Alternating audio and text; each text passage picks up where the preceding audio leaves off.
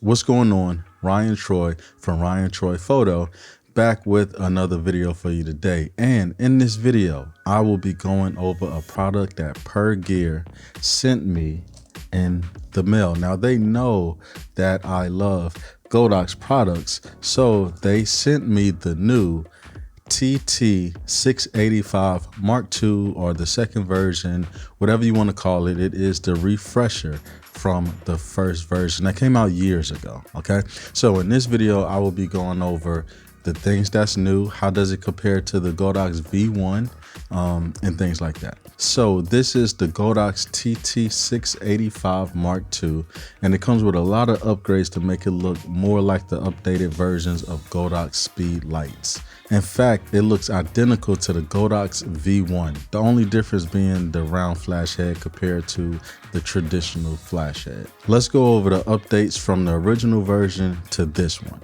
They added a new locking mechanism which ensures you don't break the hot shoe from over tightening the flash. With the refresh strobe, all you have to do is push a button and turn it halfway for a tight fit. Now, the next ability that they added, and this one is pretty huge, is TCM. Now, those of you that aren't familiar with TCM, I'll explain it to you. So basically, when you shoot in TTL and you take a photo, it exposes the photo the proper way.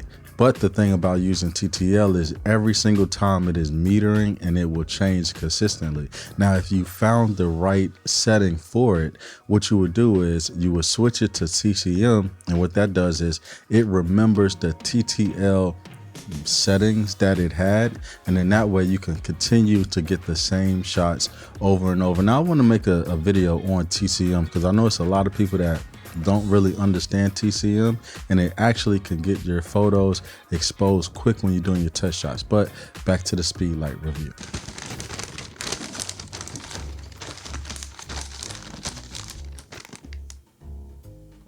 You think Pergear really sent me this wrapped up like this? Now, just like before, you could use the Speedlight as a trigger. In fact, I forgot my Godox X Pro trigger and used this flash to trigger for a session. It has 39 channels and 5 groups, A through E. This Speedlight has a zoom distance from 0mm to 200mm. You can do exposure compensation, which allows you to underexpose or overexpose the photo to your liking. You can also push the strobe head back further, so you don't have to twist it around just to get that backwards bounce anymore. You can actually just push it back a little bit more than you were in the first version. Now, I want to speak on the Speedlight and exactly who it is for. I want to also touch on some pros and some cons. Some of my cons you may actually feel as pros. It is literally all up to you as far as what you think. I'm just here to provide you with the information. Now, when it comes to Godox, I am heavily invested into the brand. It's kind of similar to when you buy a camera. When you buy, let's say, a Nikon or a Canon or a Sony, you stay invested into that ecosystem because, you know, the mount of the lens and things like that. So it's exactly the same way when you're choosing your flash. So with that being said, I have the Godox V1. That is my main Speedlight, okay? And I actually like that Speedlight for 3 different reasons, which I'll jump to after this. The best thing about Godox is the products are they're a budget product, but they are a high performing product. It's a lot of bang for your buck. But let's go over these 3 reasons in which I personally prefer the V1 over this Speedlight right here. Now, the first thing that I like is the roundness of the flash. Now, call me crazy, and I don't have any photos to like show you exactly what it do, which when you think about it, if you get a Speedlight, you're gonna want to get a diffuser regardless. And what this diffuser does is it circles the light basically. So it spreads the light in a 360 direction regardless. And I usually use my Speedlights, you know, either on top of my camera, but I also use it as off camera flash as well. So I would use like a S2 adapter and put it into a Bowens mount, you know, or maybe a Bowens mount softbox or an umbrella. So you won't really have that problem. It's just something that when I saw it, I hurried up and I jumped onto it. So that's one reason why I like the V1 more. So I don't know if you really consider that a pro or a con, but that is totally up to you. Now, the second reason why I like the Godox V1 more than I like this is because the Godox V1 takes a lithium ion battery. And with that, it is somewhat of a con. The pro would be you can actually take more photos with it, but the con, I guess you can say, is you need to buy more of those batteries. Once that battery go dead, if you don't have any other battery, then you can't really shoot anymore. And with this one, they take 4 AA batteries. And I used to always use Speedlights that took 4 AA batteries, but I just got tired of charging them, and then eventually those batteries didn't keep that same charge that they kept in the beginning, so I would have to buy new batteries. But you may actually see this as a pro because, as I said with the V1, once it goes dead, you are done. So with this, you actually have extra options to be able to replace the batteries, and also you can use the power pack. Now, Godox have a power pack, I will link that below in the description, but there are also other third-party power packs which would allow you to shoot longer, and you also will be able to shoot at, let's say, full power with real low recycle times because that power pack is allowing so much energy. Now, this is one thing that the V1 doesn't have, but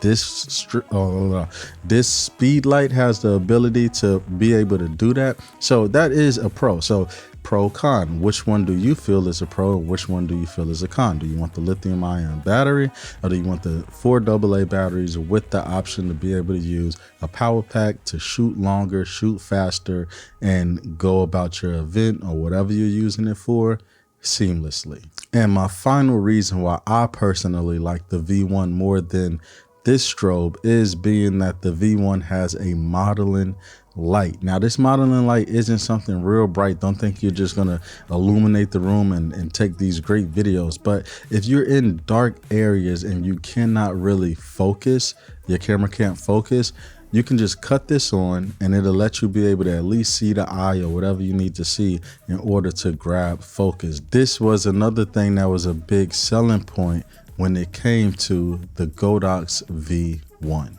Now, this update was definitely needed. I know that I said the V1 is my light of choice, and what you have to realize with that is the V1 actually is more than double the price of this right here. So this comes in at under like $130, and if I'm not mistaken, the V1 is like $260, $270. So this light right here, for the quality, if we're talking light, if we're talking about getting the job done, whether this is your first speed light, whether you just don't need all the bells and whistles like the modeling light, the lithium ion battery that the V1 has, if you don't need all of this, this is the light for you to go with. It's literally a no-brainer. My cons of this light were only cons because the V1, the more than 2 times expensive speed light just did it better, basically, or not did it better, but just have more options, which it should have more options because it costs more, you know? So this light is definitely something that I could recommend. I really love the route that Godox is going. They perfected the light, and now they're working on the aesthetics of it. This light is beautiful. The speed light, beautiful. When I first started photography, if I had a speed light that looked like this, it wouldn't be the price that it is right now. That's all I'm going to say. It wouldn't be this price. Now, I know you may go on Amazon and see other brands and stuff like that. I can assure you, your Godox products will last you a very long time. So I just suggest you sticking with the Godox brand or going the Godox brand. Going that route, trust me, once you go, you will not go to another brand. It is literally the perfect place to be. They used to say, you get what you pay for. But when it comes to Godox, they're kind of breaking that rule a little bit. You pay a little bit less, you get a lot bit more. So if you like this review, make sure you go ahead on and leave this with a like. Smash that like button. Just get it up out of here, right? And if you want to subscribe, go ahead on and do that as well. My name is Ryan Troy. I'm from Ryan Troy Photo, and I will see you in the next video. Peace.